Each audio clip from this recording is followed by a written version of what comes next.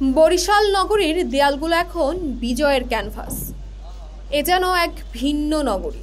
বদলে গেছে প্রাচ্যের ভ্যানিশ খ্যাত বরিশাল নগরীর রাস্তাঘাট।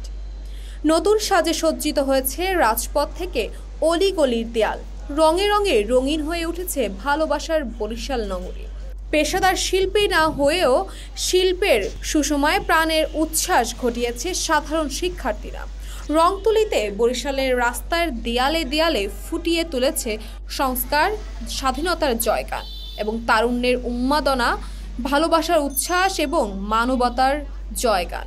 বরিশাল নগরীর C&V রোডে পার্শ্ববর্তী দেয়াল, আমতলার মোড়ের দেয়াল, সহকারী সৈয়দ হাতেম আলী কলেজের দেয়াল, হালিমা খাতুন স্কুলের দেয়াল, শিল্পকলার সামনের দেয়াল, রাজা বাহাদুর সড়কের দেয়াল ছন্দ আর স্লোগানে ফুটিয়ে তুলেছে জাগ্রত চেতনা।